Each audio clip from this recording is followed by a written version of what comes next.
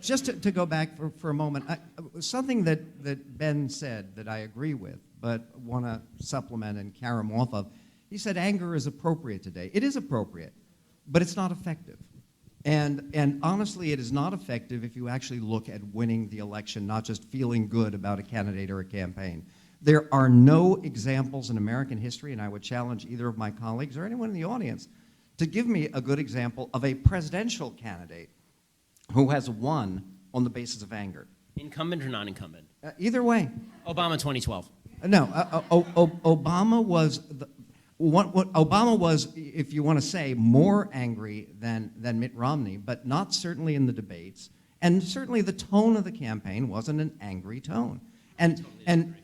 Well, it's one of those things where if you actually want to look at an angry campaign, compare Newt Gingrich ran an angry campaign.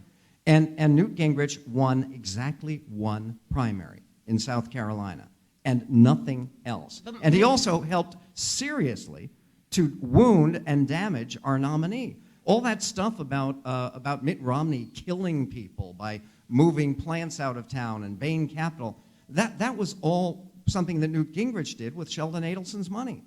And it was shameful. And again, we need to avoid that.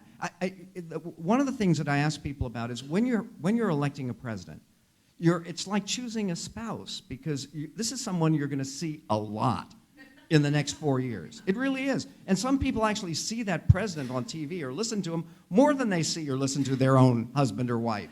Okay? And the difficulty is how many people would say, oh yeah, that guy, he's really angry all the time. That's the guy I want to be married to. People don't react that way, particularly women, but men too. Somebody who's angry all the time, it's not an attractive characteristic. And one of the things, it feels good in a campaign, but maybe when you're dating, but when you're getting ready to get married, you want somebody who's going to be reliable, who's going to be pleasant, who's going to be a good person. Now, wait a second. As proved by the presence of President Romney, I mean, I totally disagree with this. I think that Barack Obama won in 2012 because he polarized the electorate in a way that I have not seen a candidate do in my lifetime. He did. He polarized the electorate in a dramatic way. He was going, I mean, he had his campaign surrogates basically suggesting to black people. His vice president went out there and said that Mitt Romney wanted to put y'all back in chains. Okay, it was a deeply polarizing and divisive campaign. And the real question is, and I think this actually is, it is an open question, do you think, and I actually do, that Barack Obama has fundamentally shifted the way politics works in America? I do.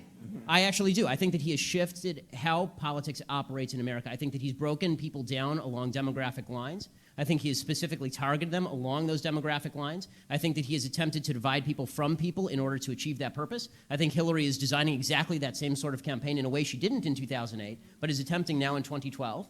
And I think and he is betting on that. And by the way, I don't think she's wrong. And I think that the idea that you know, people, I think that the question is what motivates voters now, and is it hope or is it fear? And I think that there are a lot of people in the Republican Party who are banking on hope, and I'll bet on fear every single time. I'll bet on fear every single time. Well, I think Michael's right though, but you're not wrong that Obama set up this divisive campaign and said these wretched things. But when it came to his rhetoric, when it came to his main stump speech, he uses the false debate, and then he would talk in the way of saying, it's getting better, I'm making things better, I'm offering this, I'm offering that.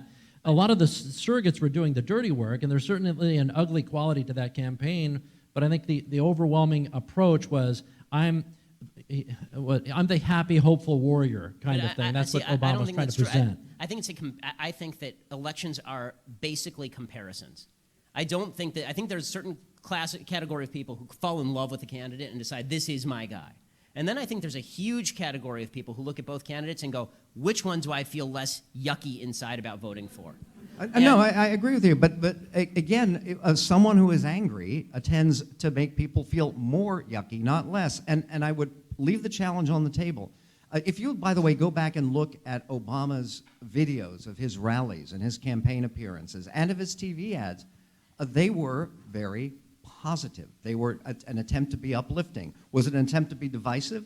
Absolutely. But again, it's a more perfect union. I'm going to be the one taking care of you. I'm going to be the one looking out for you.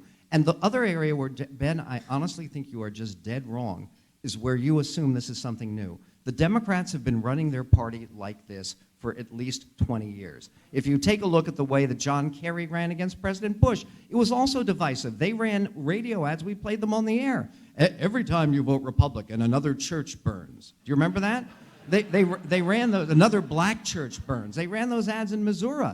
The Democrats have been doing this for years. And it works. And